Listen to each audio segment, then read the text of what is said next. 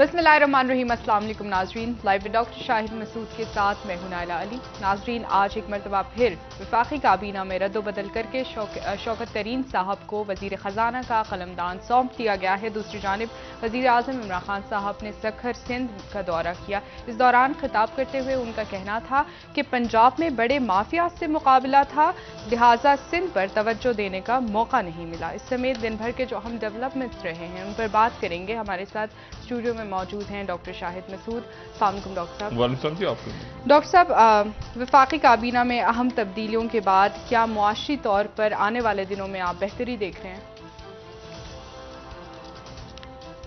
मैं तो बस इस पर कोई तबसरा नहीं करूंगा, सिवाय इसके कि जो चीनी का जो इशू है ना, इसके ऊपर मेरा ख्याल है कि हुकूमत को चाहिए, अब मशवरा ही दे सकते हैं इस मरहले पे, वो ये है कि जो शुगर मिल्स की एसोसिएशन है उन्होंने ये कहा है कि हमारी जो लागत है, जिस कॉस्ट पे हम चीनी बना रहे हैं वो 105 रुपये है। तो हमें मजबूर किया जा रहा है कि हम 105 रुपये से कम कीमत पे कैसे हम फरोख्त कर सकते हैं। तो ये उनकी तरफ से बात आ गई और टेंडर वगैरह मुख्तलिफ खुल रहे हैं और 2 या 3 टेंडर्स गालिबन, अगर मैं इस पे गलत कर रहा हूँ तो इस पे मैं तस्दीक कर लूँगा अपनी, 2 या 3 टेंडर्स खुले हैं कोई 50-50 टन के, तो वो भी अप्रूव नहीं हो सके। तो चीनी का जो है वो बहरान पैदा हो सकता है आने वाले दिनों में, और इसके ऊपर हुकूमत ज़रा नज़र रखे। दूसरी बात यह है कि ये काबीना के जो अरकान की तब्दीली हुई है, इसमें मैं बाद में बात करूँगा। शौकत तरीन साहब जो हैं वो अल्लाह ताला उन्हें खैरियत से मुबारकबाद उनको, और वो जो हैं वो पहले भी वज़ीर ख़जाना रहे, बड़े मुनासिब बड़े अच्छे आदमी है। लेकिन ये कि वो पहले वो उनका ये मौक़िफ़ था कि नैब के केसेस हैं वो ख़त्म हो जाएंगे तो फिर मैं आऊँगा, और ये पीपल्स पार्टी के दौर में रहे, बहुत अच्छे काबिल हैं। लेकिन ये जहन में रहे कि ये उनके समझी हैं ओमनी ग्रुप अब्दुल मजीद जो हैं अनवर मजीद साहब के, तो अब ये है कि, लेकिन बहरहाल ठीक है, इस वक्त यही लोग हैं जो आपकी मईशत को समझते हैं और संभाल सकते हैं किसी तरह। तो अब देखें कि चौथे हो गए मेरे ख्याल से, 1 2 3 4 चौथे हो गए। तीसरे तो बेचारे हमाद अजहर साहब का पता ही नहीं चला, वो कब आए कब गए, वो क्यों गए क्यों आए क्यों गए पता ही नहीं चला। उनको कहाँ डाल दिए, उनको कहाँ डाला है हमाद अजहर साहब को? हमाद अजहर साहब तवानाई वगैरह में, तवानाई में डाल तवानाई, जी बिल्कुल, तवानाई में, और सनद ले लिया गया। अच्छा सनद, अच्छा चलें जी।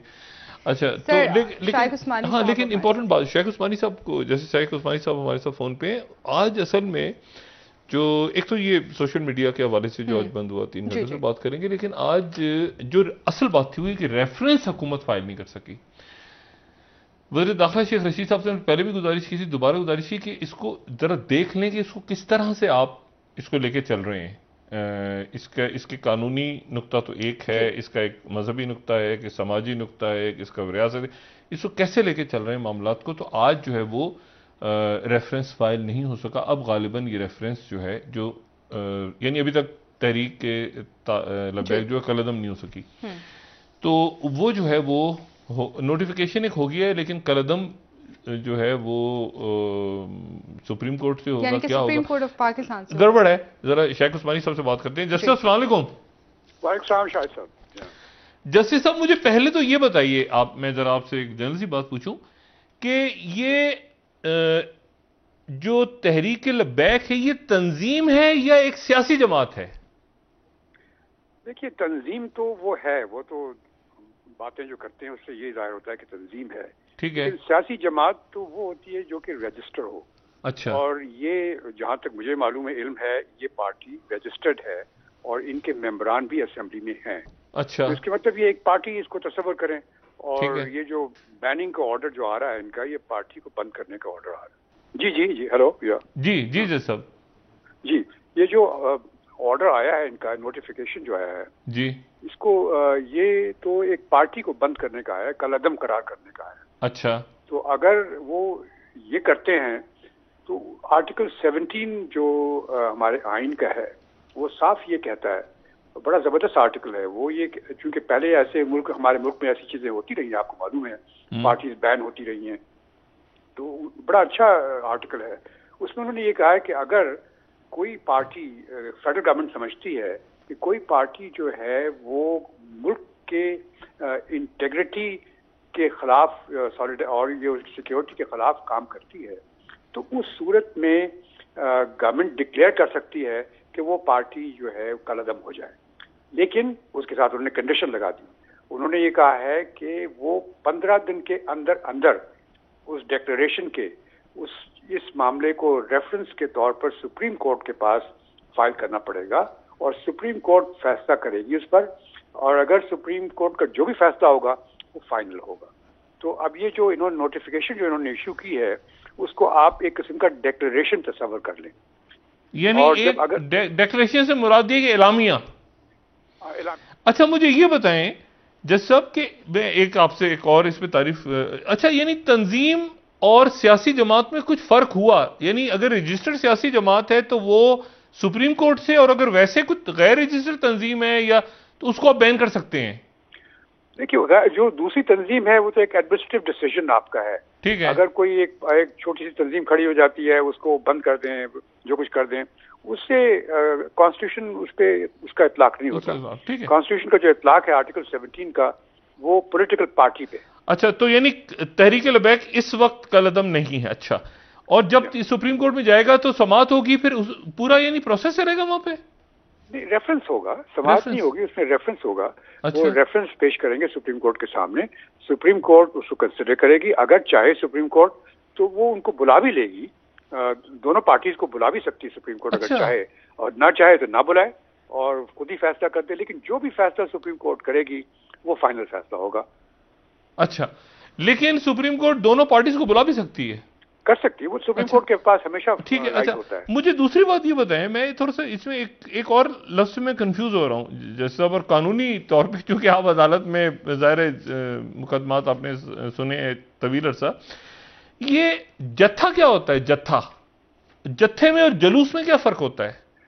ये तो एक लफ्ज है जत्था, जो आमतौर से इस्तेमाल होता है। ये तो एक वोकैबुलरी की बात है। अच्छा। आमतौर से इस्तेमाल होता है ऐसे ग्रुप के लिए जिसके के क्रिमिनल इंटेंट होते हैं, जो यानी कोई क्राइम कमिट करने की इरादा होता है, तो उसको जत्था कहा जाता है। दूसरा जो है वो ग्रुप्स तो बहुत से होते हैं, उससे क्या फर्क पड़ता है? नहीं, मिसाल के तौर पे अगर एक जुलूस आ रहा है इस्लामाबाद की तरफ, ठीक है, कोई भी जुलूस आ रहा है, एक सियासी जमात का जुलूस है, एक आप समझें कि डॉक्टर्स का जुलूस है, एक मजहबी जमात का जुलूस है, तो ये हमें पता कैसे चलेगा कि ये जत्था है, ये जुलूस है या ये जत्था है?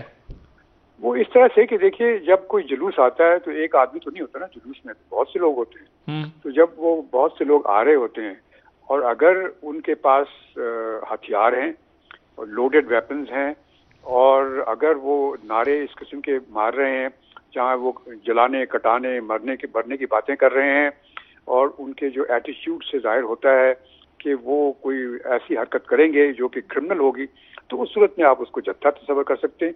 लेकिन उसका जो कानूनी लिहाज से उसकी कोई डेफिनेशन कहीं नहीं है, ये एक वोकैबुलरी की बात है।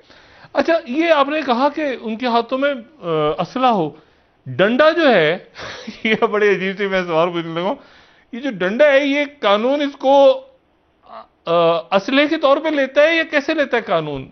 मतलब जी, डंडा तो देखिए असला नहीं होता ना। अगर डंडा के साथ आपने लोहे का कोई चीज लगा दी है जिससे कि अगर आप मारें तो उसको जख्म हो जाए तो वो और बात है।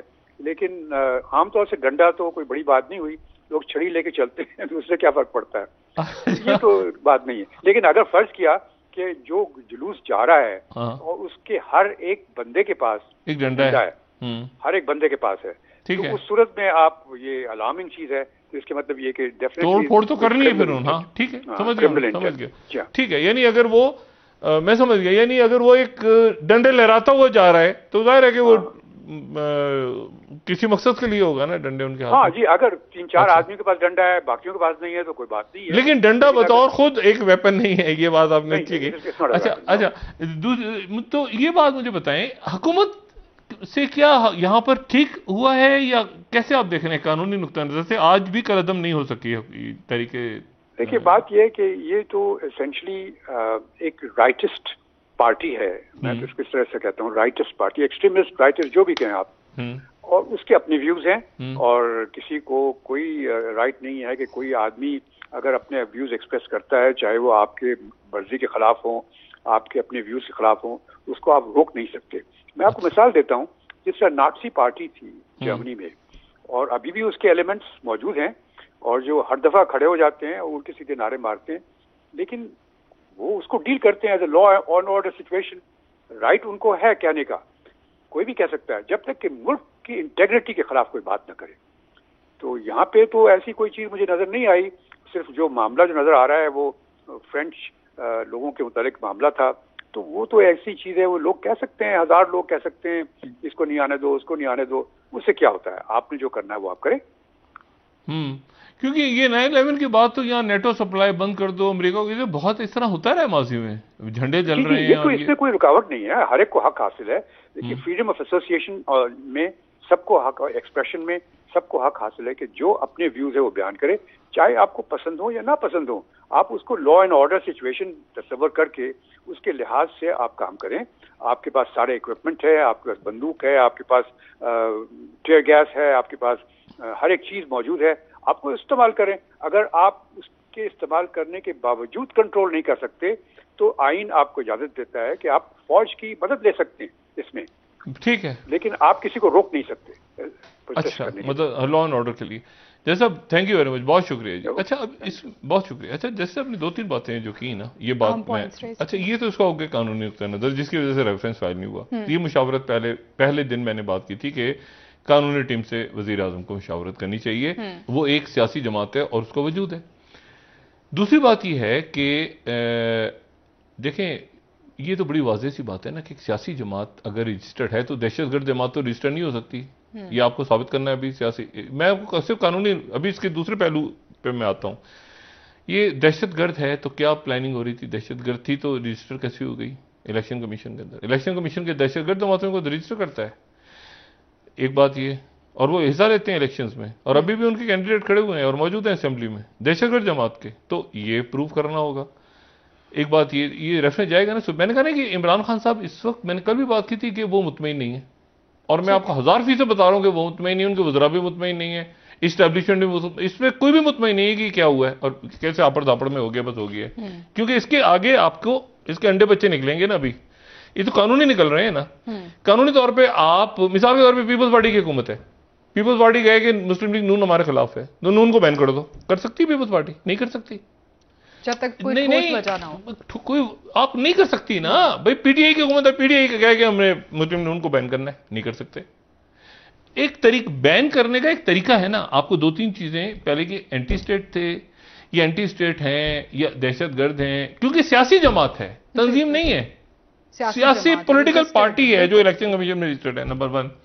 नंबर 2, उसके बारे में जस्टिस फायजिस्ता का फैसला मौजूद है, उसको क्या करेंगे आप? एक ही फैसले को सुप्रीम कोर्ट 2 दफा सुनेगी, मतलब डबल जेपटी का होगा। ये बड़ी इंटरेस्टिंग एक मामला होगा कि हुकूमत जब रेफरेंस लेके जाएगी तहरीक लब्बैक के बारे में, तो डबल जेपटी होती है ना कि एक में 2 दफा एक केस को, मुझे नहीं पता डबल जेपटी इसमें लफ्ज़ इस्तेमाल होता है कि एक के ऊपर एक फैसला मौजूद है सुप्रीम कोर्ट का, तो उसके ऊपर दूसरा आप कह रहे हैं, तो इसके साथ ये क्या हुआ?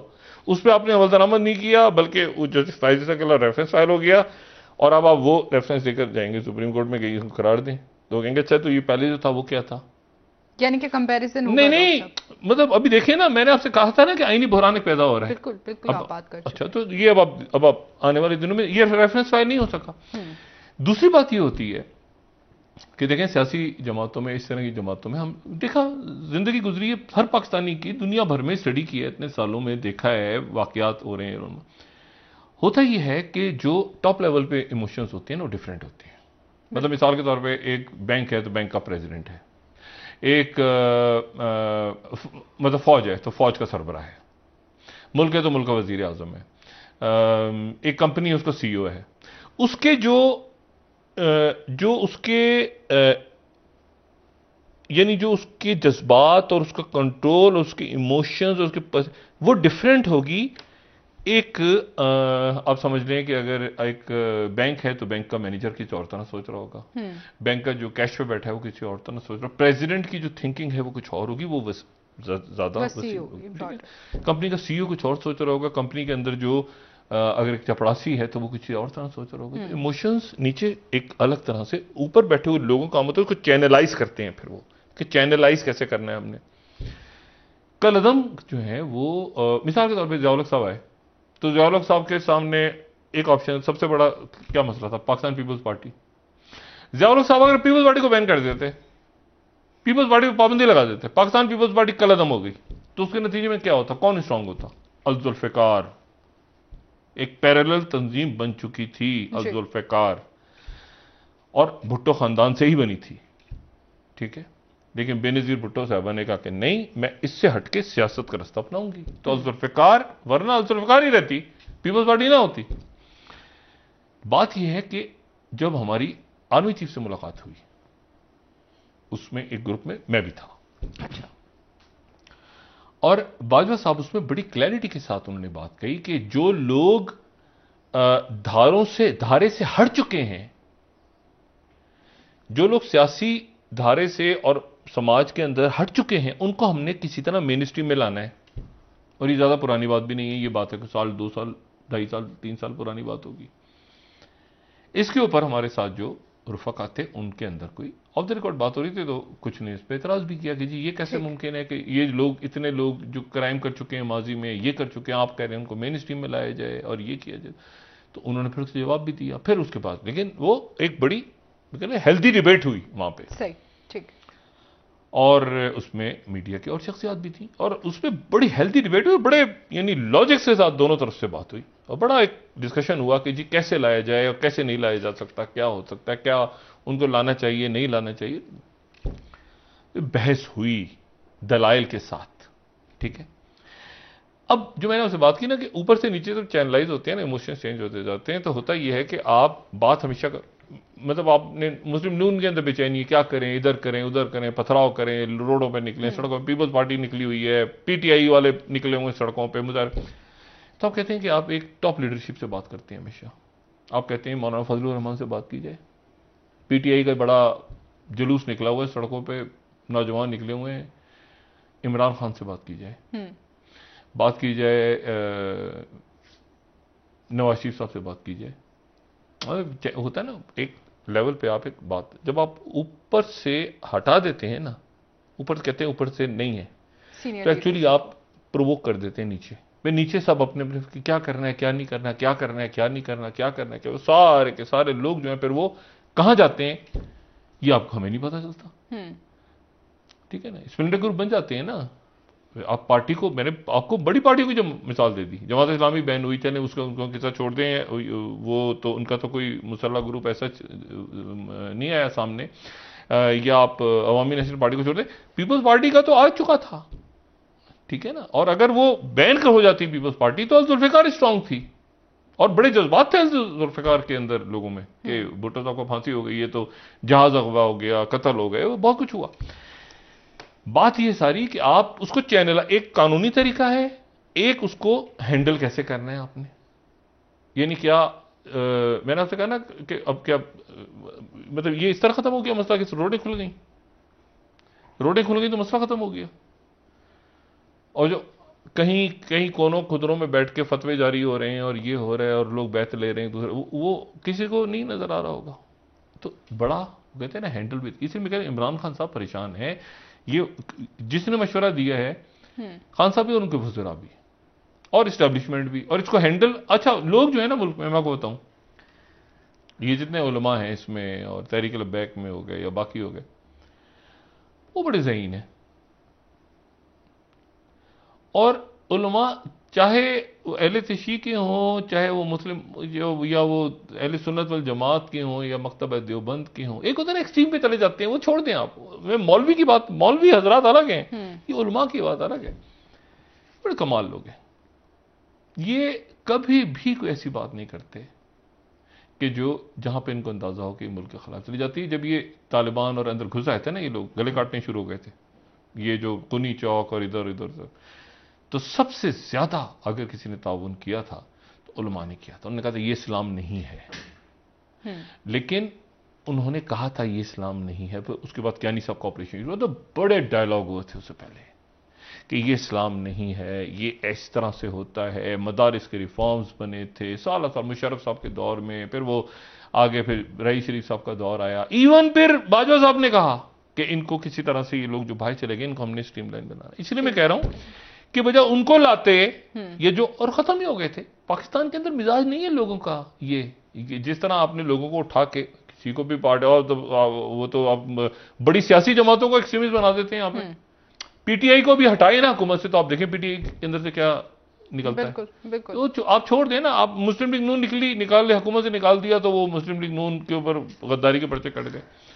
बात यह कि हमेशा हर जमात ने रहना, रियासत का सोचना चाहिए जी, ठीक है ना, कि रियासत ने आगे। और ये जो इशू है तमाम मसालिक, यानी आज मेरी बात हुई तमाम उलमा से, तो तमाम के तमाम उलमा, मैंने कल भी बात की थी ना कि ये जो मसालिक बनते हैं तो फिर बाद में बनते हैं ना, लेकिन जहां तौहीन, जहां रसालत माब सल्लल्लाहु अलैहि वसल्लम का तज़किरा है तो वो तो फिर बात ही अलग हो जाती है, उसके ऊपर कौन बात करेगा। बिल्कुल ऐसी। तो अब मसला ये है कि वो क्या दहशतगर्दी के अज़ाइम थे, वो जत्था था तो जत्था क्या था, क्या नहीं था, क्या इसको मुनासिब अंदाज में आज तय कर लिया। अच्छा, अब ये तय कर हो गया ना सुकून। अब मैं एक बात से करूं, इससे जो अगला कदम है उसको बहुत ही एहतियात के साथ उठाएं और सबको, उलमा को, बाकी लोगों को, सब। इसमें कोई पार्टी नहीं बोली, आपने देखा जो खामोशी छाई हुई है, क्योंकि ये एक सेंसिटिव, एक हसास इशू है। अब खामोशी के साथ को रह के और इसके ऊपर जो है वो मुशावरत करके आराम से, और ये नहीं कि उसको पकड़ लिया। अब आपको पता है इसमें तहरीक लबैक में मीम में से शीन निकालने की कोशिश, छोड़ दें, ये छोड़ दें, ये ना करें। उसका वो पुराने ने ये बयान दिया था तो नून में से शीन, उधर तो बस नहीं चला तो अब इधर नून में से शीन निकाल रहे हैं तहरीक। इसलिए ये सारा, डॉक्टर ब्रेक ले, मैं खान साहब को बार बार कहता हूँ, खान साहब आप नून में से शीन निकालने नहीं आए थे, अब तहरीक लबैक में से नून में शीन निकल रही है और जहांगीर तरीन साहब से दोस्ती कर लो जी। मसला ये खान साहब को फंसा दिए हैं लोगों ने, जो दाएं बाएं लोग हैं ना, या खान साहब पता नहीं खुद जो है वो इनको नहीं समझ पाते। फैसले किसके हैं डॉक्टर साहब? ब्रेक से वापस आके आपसे मजीद जानेंगे। ये इसको यहीं रोक के ना, अब वो सारे लोगों के साथ एक मुशावरत करके आराम से सुकून से, ताकि कोई सब आराम से चले, मजहब के मामले पे हैंडल विद केयर। डॉक्टर साहब ब्रेक ले लेते हैं, नाज़रीन वापस आएंगे, डॉक्टर साहब से मजीद बात करेंगे, हमारे साथ रहिएगा।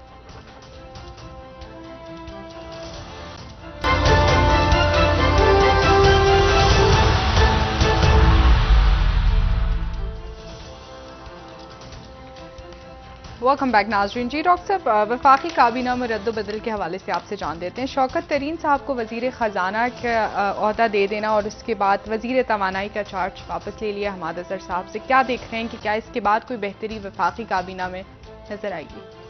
मैं भी आता हूँ काबीना की तरफ। चंद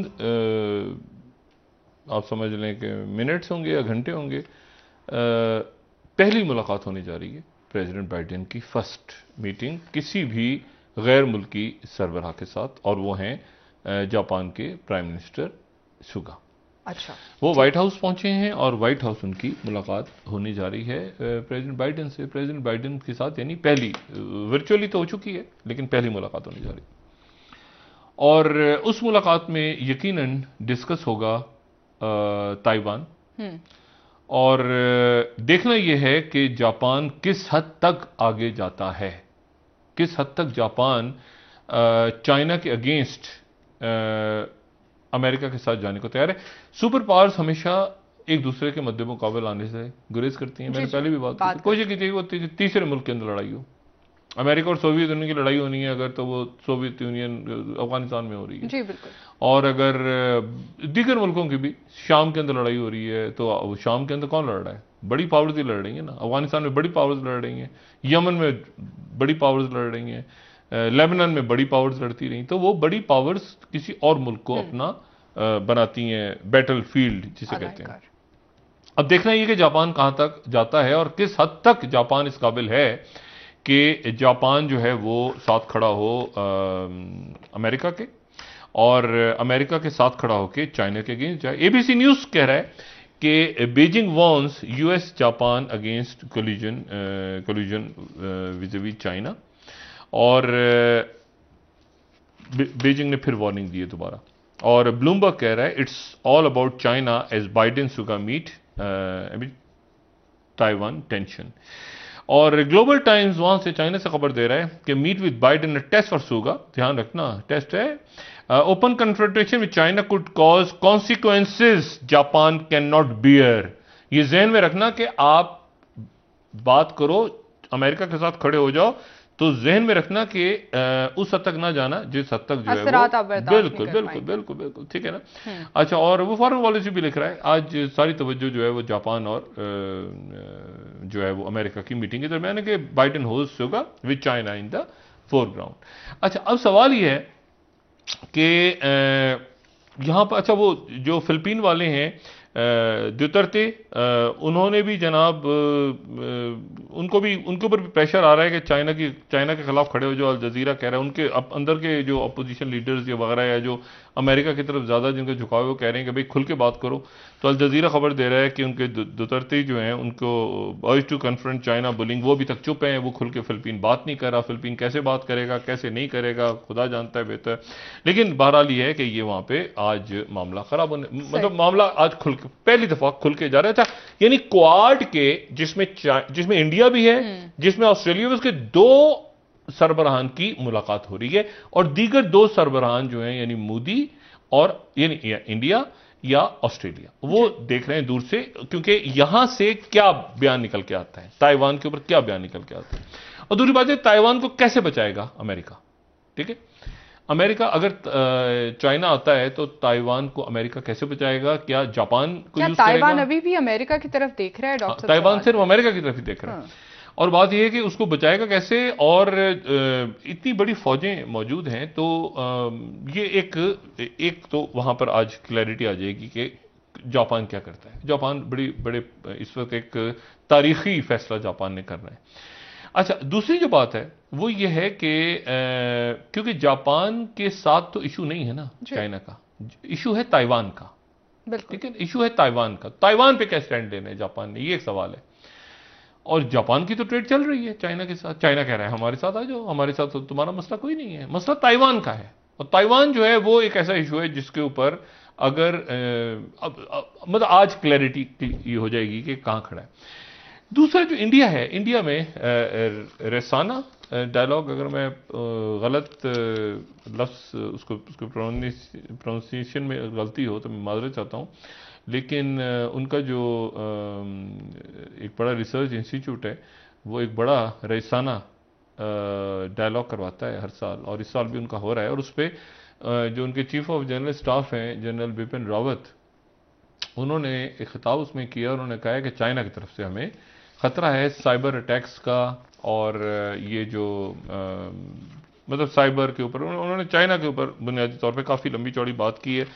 और उन्होंने कहा है कि ये आने वाले अरसे के अंदर ये रहेगा, और एक कैलकुलेटेड जो गुफ्तगू हुई है। और उनके साथ जब बात कर रहे थे वो, तो उनके साथ ऑस्ट्रेलिया से भी शरीक थे लोग। China try to wage undeclare war against India through cyber attacks, military chief Bipin Rawat ने कहा। ऑस्ट्रेलिया से भी मौजूद थे अस्करी हुकाम, और मौजूद थे जापान से भी।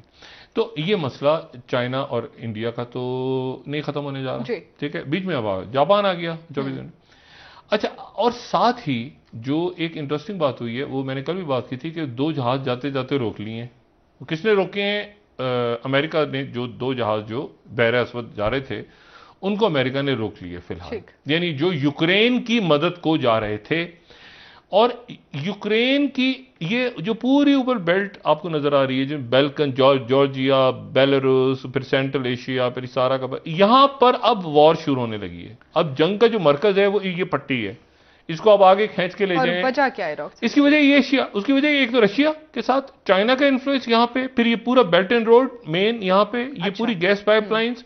फिर दूसरी बात यह है कि और इसको खींच के ले जाएं और उन मुल्कों तक ले जाएं जो कि साउथ ईस्ट एशिया तक, तो एक ही पट्टी मिलेगी। और फिर इसी थिएटर को आप खींचते हुए मिडिल ईस्ट तक ले जाएं, फिर मिडिल ईस्ट से उसको अफ्रीका तक ले जाएं, अफ्रीका से यूरोप तक ले जाएं। ये एक ही पूरा एक दुनिया में जो फटा चाइना अमेरिका इत्तेहादी कौन से नहीं, और इसमें अफगानिस्तान दरमियान में कहीं है जहां एक जंग फंसी हुई है। और जो ब्लिंकन है, सेक्रेटरी ब्लिंकन, वो उनकी पूरी कोशिश है कि किसी तरह से कोई ऐसा फॉर्मूला वहां पे सेल कर सकें जिस फॉर्मूले के नतीजे में मतलब क्या होगा कोई नहीं जानता। जो मैंने कल भी बात की ना, अब यानी अब अफगानिस्तान से फौजों का इनखला होने जा रहा है।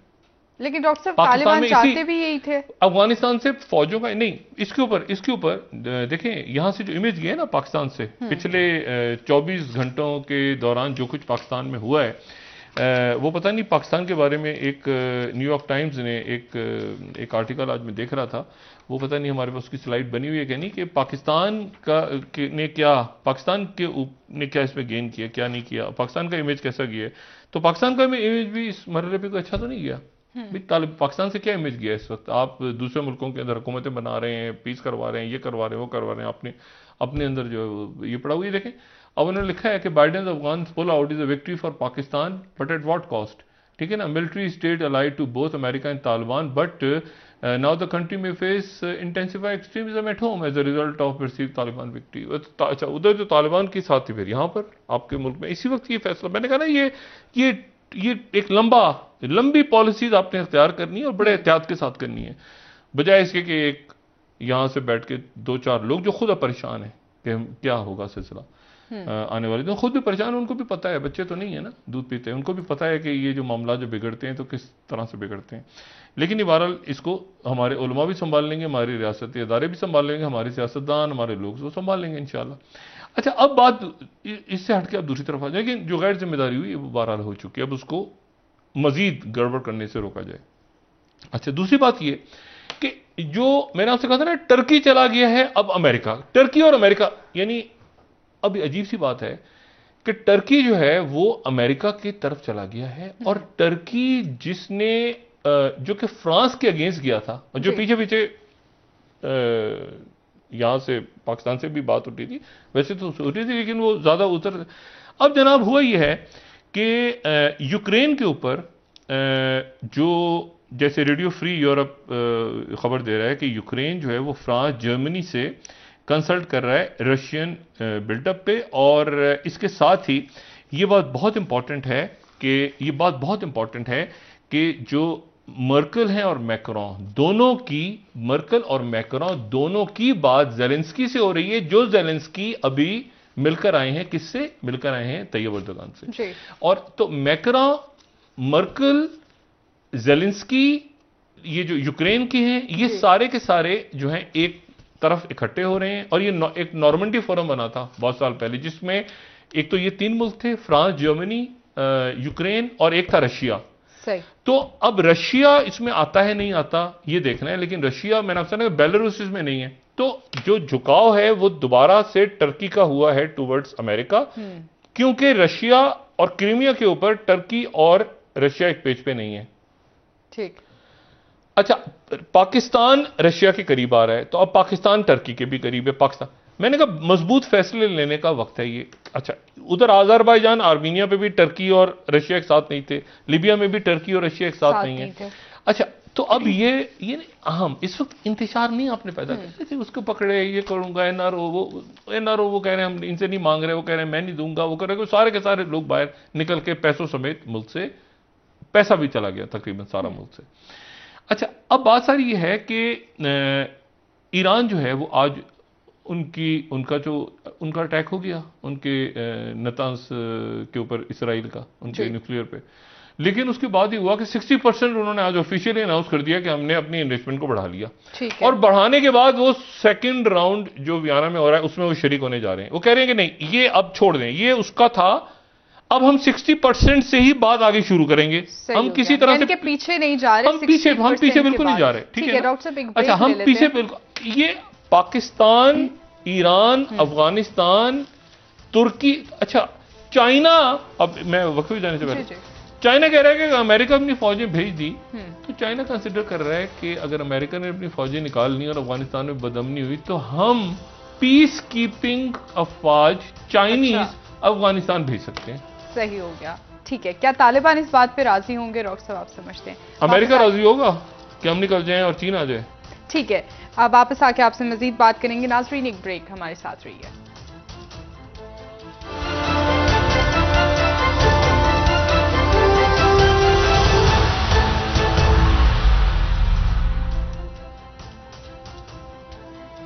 वेलकम बैक नाज़रीन। जी डॉक्टर साहब, ब्रेक से पहले आप बात कर रहे थे कि अमरीकी इनखला के बाद अगर चाइना दिलचस्पी रखता है अफगानिस्तान में, तो क्या अमरीका इस बात से खुश होगा या अमरीका आसानी से जाएगा? दूर की बात है।